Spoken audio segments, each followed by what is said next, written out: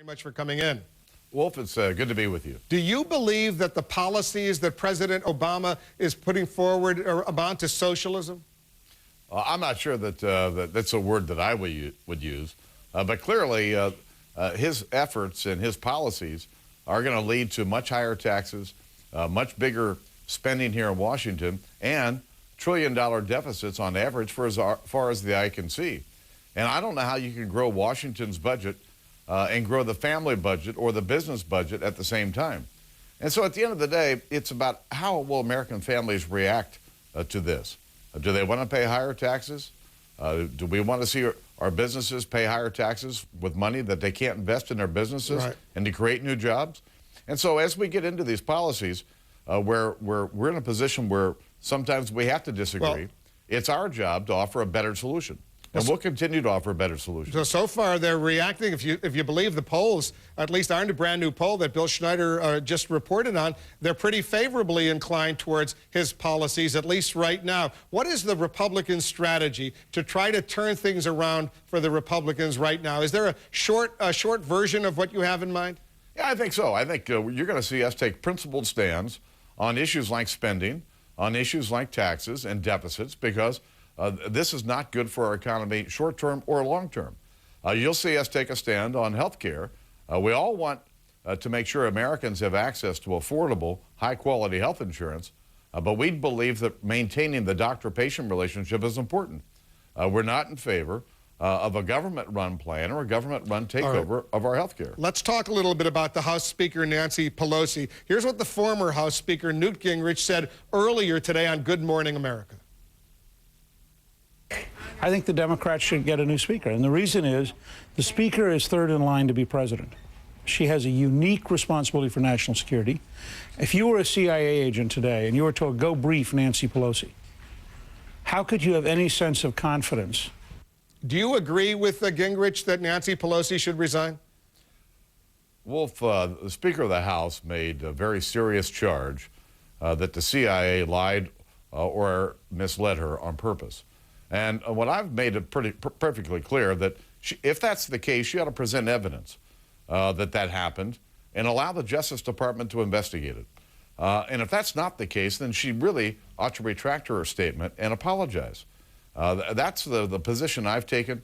I think it's a responsible position because at the end of the day, I want to get to the bottom of the truth. What really did happen here? Because I take it, so at this point, you're not going as far as Newt Gingrich and saying she should resign.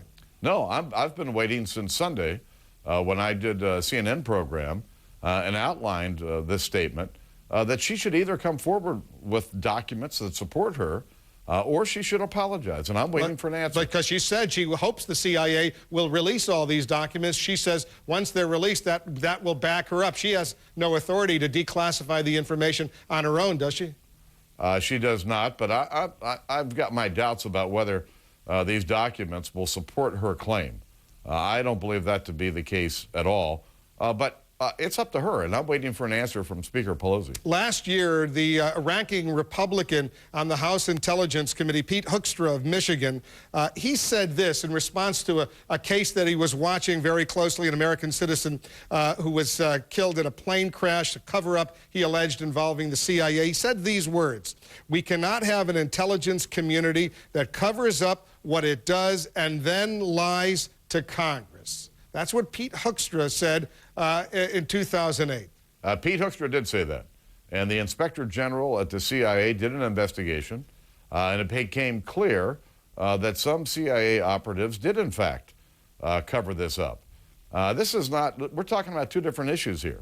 All the facts in this case are on the table, and the truth is now known to everyone. So based on what you know on that case involving Hoekstra, the case he was interested in, you agree that the CIA then lied to Congress? I know as much about this case as Pete Hoekstra does, and the Inspector General did in fact do an investigation, produced a report, and frankly supported, I think, Pete's claims. And all we're trying to do here, in both cases, is to get to the bottom, get to the truth.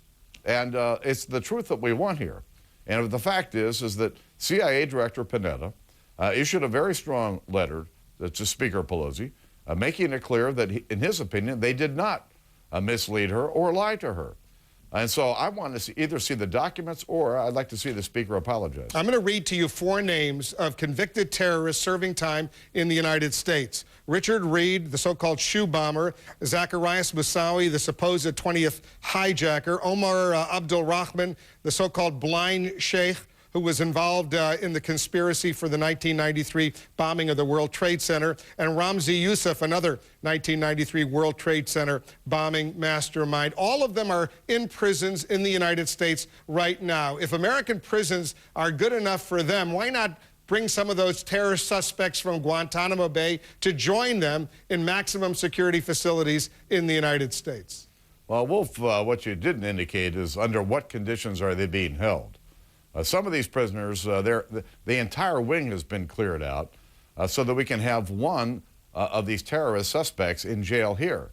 When you're talking about 240 prisoners, bringing them to the United States, you cannot provide that type of security. Because here's the problem, Wolf. You put these prisoners in a population with other prisoners, all they're going to do is be in a perfect environment to recruit more people to their cause. The bigger issue here, Wolf, is what is the plan, the administration's plan for keeping America safe and dealing with this terrorist threat? They've made these announcements. They're going to close Guantanamo, bring those prisoners, do something with them. But how can you make that decision without knowing what you're going to do with the prisoners and what our overarching strategy is? He's going to be speaking. And I'm hopeful that the administration is going to talk about this tomorrow. I want details about what are their plans for keeping our country safe. He says he's going to be speaking on that tomorrow. We'll find out. One final question, Mr. Leader, before I let you go. This feud that has now developed between the former Vice President Dick Cheney and the former Secretary of State Colin Powell. They worked together for many years. Colin Powell now saying this: Rush Limbaugh says get out of the Republican Party. Dick Cheney says he already left. He's already out. I may be out of their version of the Republican Party, but there's another version of the Republican Party waiting to emerge once again. Here's the question. Who's right on this battle over the Republican Party? Would it be Dick Cheney or Colin Powell?